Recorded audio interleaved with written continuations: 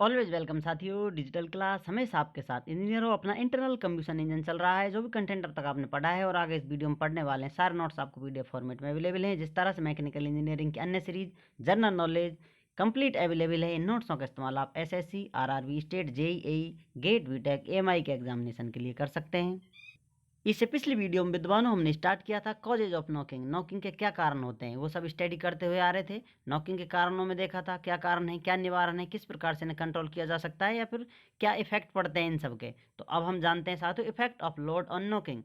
Load बढ़ाया जाए साथियों या कम किया जाए नॉकिंग को कंट्रोल करने के लिए, तो उसके बारे में जानते हैं। यदि आप लोड बढ़ाते हैं, लोड को इंक्रीज करते हैं, मोर पावर इज रिक्वायर्ड, आपको पावर की अधिक आवश्यकता होगी। यदि आप इंजन पर लोड बढ़ाते हैं तो मोर फ्यूल सप्लाई नीडेड, फ्यूल बढ़ाया जाएगा और उससे मोर रेडिएशन होगा। मोर रेडिएशन होगा तो टेम्परेचर बढ़ेगा, टेम्परेचर बढ़ने पर नॉकिंग बढ़ती है। ऑटो इग्निशन टेम्परेचर हो जाने से नॉकिंग हो जाती है। जैसा आपको पिछली वीडियोज में बताया था नॉकिंग किस प्रकार से होती है, तो यहाँ आप समझ सकते हैं लोड के बढ़ाने से नॉकिंग भी बढ़ जाती है, नॉकिंग की संभावनाएं बढ़ जाती हैं।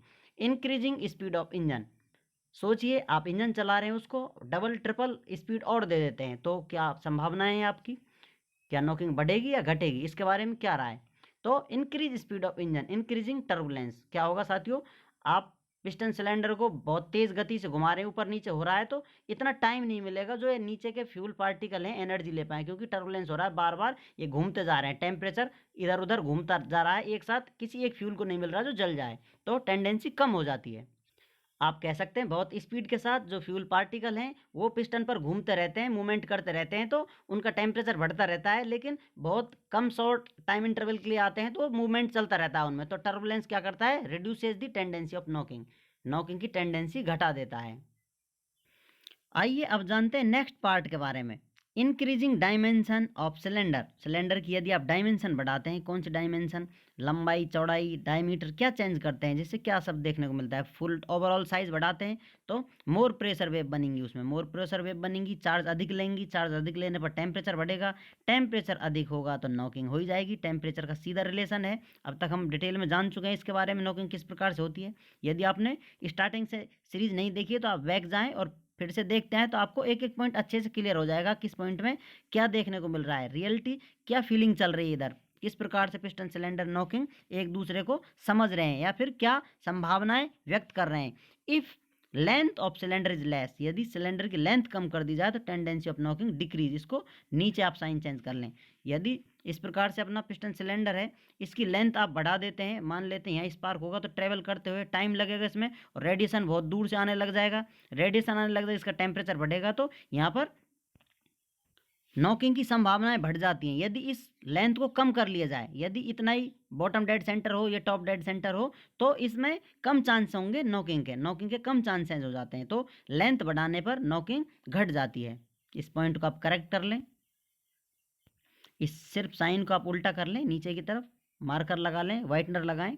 If primary flame front travels larger distance, यदि प्राइमरी जो स्टार्टिंग फ्लेम जलती है लंबी डिस्टेंस तय करती हैं तो नॉकिंग बढ़ जाती है साथियों। Tendency of knocking will increase, जैसा आपको बताया था, यदि फ्लेम फ्रंट ऊपर से ट्रेवल करती हुई आ रही है, बहुत डिस्टेंस ट्रेवल करनी पड़ रही है उनको, तो दूर तक आते आते यहाँ पर इधर से भी नॉकिंग स्टार्ट हो जाएगी, या कहें इधर से फ्यूल बर्न होना स्टार्ट हो जाएगा और यहाँ आकर नॉकिंग हो जाएगी, एक साथ धमाका होगा, हैमरिंग सा फील होगा, इंजन में कुछ एक साथ खतरनाक प्रेशर वेव आई है, तो वही नॉकिंग होती है। तो इसलिए इस लेंथ को कम रखा जाता है। ज़्यादातर हम स्क्वायर इंजन यूज़ करते हैं जिसमें लेंथ और डायमीटर का रेशियो लगभग 1 के बराबर होता है या इससे कम ही रखा जाता है, लेंथ डिवाइडेड बाई डायमीटर होता है। टू अवॉइड नॉकिंग, नॉकिंग को अवॉइड करने के लिए, नॉकिंग से बचने के लिए ये रेशियो कंपलसरी है। आप इसे रखेंगे तो आप सेफ्टी से अपना इंजन से काम कराते रहेंगे। नेक्स्ट आते हैं साथियों, advancing the spark will increase the tendency of knocking. यदि स्पार्क आप, जैसा आप जानते हैं साथियों, ये अपना मोटरिंग कर्व होता है, इसमें स्पार्क दे दिया जाता है, यहाँ से स्पार्क दिया जाए, प्रेशर बढ़ता है तो यहाँ आपको नॉकिंग देखने को मिलती है बाहर की तरफ। यदि इसको कंपलसरी या फिर सिंपल रखा जाए, सिर्फ इतना है, इसे बचने के लिए आपको लिए कंपलसरी है कि नॉकिंग हो ही नहीं, ये तो अति आवश्यक है। लेकिन यदि इसको आप एडवांस कर देते हैं यहाँ की बजाय और पहले ही इसमें स्पार्क दे देते हैं तो टाइम ज़्यादा होगा, जो हीट देगा अंदर सिलेंडर में, तो आपकी जो टेंडेंसी है नॉकिंग की बढ़ जाएगी।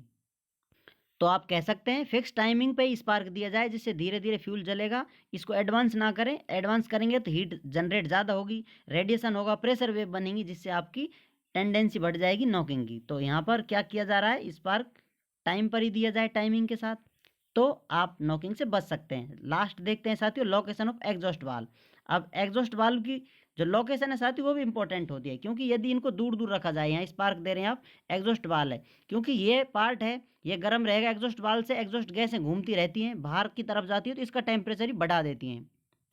अब यदि आप कंटिन्यू इंजन चलाते जा रहे हैं, लगातार चलता जा रहा है, धीरे धीरे इसका टेम्परेचर बढ़ेगा पिस्टन का, और पिस्टन का टेम्परेचर बढ़ेगा तो इस वाल्व का टेम्परेचर बढ़ जाएगा, बार बार एग्जॉस्ट होता रहेगा। तो एक टाइम ऐसा आएगा, कंडीशन बनेगी, इसका टेम्परेचर ऑटो इग्निशन टेम्परेचर करीब पहुंच जाएगा, यहाँ से स्पार्क देंगे, इधर से फ्यूल जलने लगेगा, रेडिएशन आएगा, इधर की तरफ भी आएगा, प्रेशर वेव से टेम्परेचर बढ़ेगा, और इधर से भी यहाँ से फ्यूल जलना स्टार्ट हो जाएगा। तो एक साथ दो फ्लेम फ्रंट आएंगी, एक साथ मिलेंगी, तो फिर से नॉकिंग आपको देखने को मिलेगी, क्योंकि दोनों का टेम्परेचर अलग है। फ्यूल इनलेट से आ रहा है तो नॉर्मल टेम्परेचर पर आएगा, एटमॉस्फेरिक टेम्परेचर पर, T2 टेम्परेचर हो सकता है उसका, और जो इसका टेम्परेचर है, जो T1 टेम्परेचर है, ये T1 T2 अलग अलग टेम्परेचर हो सकते हैं। इसे आप नॉर्मल टेम्परेचर मान लें और इसको आप हाई टेम्परेचर मान सकते हैं, या सिर्फ ये समझने के लिए दोनों का टेम्परेचर अंतर होता है, क्योंकि इसे आप कंप्रेस करते आते हैं, धीरे धीरे टेम्परेचर बढ़ता जाता है, कंटिन्यू वर्क करने से भी इसका टेम्परेचर बढ़ जाता है। नॉकिंग यहाँ से भी स्टार्ट हो सकती है, जैसा पिछली वीडियो में हमने देखा था, और यहाँ से स्टार्ट होगी, तीन तरह से जलता रहेगा फ्यूल, तो यहाँ आकर एक साथ धमाका होगा,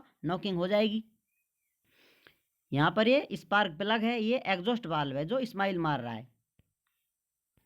अब इससे बचने के लिए क्या किया जाए, स्पार्क प्लग को इसके पास ही लगा दिया जाए, या फिर इसको इधर ले लिया जाए, इन दोनों को एक दूसरे के पास लाया जाए, तो ये टेंडेंसी घटाई जा सकती है, क्योंकि यहाँ से फ्यूल जलना स्टार्ट होगा और यहाँ से भी तो पास से ही जलना स्टार्ट हो जाएगा। इस प्रकार से इनका टेम्परेचर लगभग बराबर रहेगा, तो एक साथ ये लगभग सेम कंडीशन में फ्यूल को जलाएंगे, तो आपको नॉकिंग देखने को नहीं मिलेगी। To reduce the tendency of knocking, spark plug is placed close to exhaust valve. यहाँ पर एग्जॉस्ट वाल्व को इसके पास क्लोज लगा दिया जाता है, बिल्कुल ये क्लोज्ड होंगे एक दूसरे के, तो यहाँ से इनका जो टेम्परेचर है, यदि थोड़ा भी कम था तो यहाँ से जलना स्टार्ट होगा, बिल्कुल पास पहुँचता है यहाँ से भी टेम्परेचर बन जाएगा, तो दोनों तरफ से जलता आएगा और आपकी नॉकिंग को कंट्रोल कर देगा, एक साथ धीरे धीरे कंटिन्यूस फ्यूल आपका जलेगा। उम्मीद करते हैं विद्वानों वीडियो में दी गई जानकारी आपको अच्छे से समझ में आई होगी, नॉकिंग किस प्रकार से चल रही है। अब कंबशन इन CI इंजन में हम पढ़ने वाले हैं, अब तक हम ऐसा इंजन पढ़ रहे थे साथियों, इसमें किस प्रकार से फ्यूल जलता है, किस प्रकार से नॉकिंग होगी, ये सब जानेंगे डिटेल में। उम्मीद करते हैं विद्वानों वीडियो में दी गई जानकारी आपको अच्छे से समझ में आई होगी। अभी भी आपका कोई कन्फ्यूजन है तो आप हमसे कमेंट कर पूछ सकते हैं साथियों, आप चाहें तो कॉन्टैक्ट कर सकते हैं। कॉन्टैक्ट लिंक आपको वीडियो डिस्क्रिप्शन में मिल जाएगी। वीडियो को अंत तक देखने के लिए, चैनल को सपोर्ट करने के लिए आपका दिल की गहराइयों से बहुत बहुत धन्यवाद। मिलते हैं नेक्स्ट वीडियो में। जय हिंद, वंदे मातरम।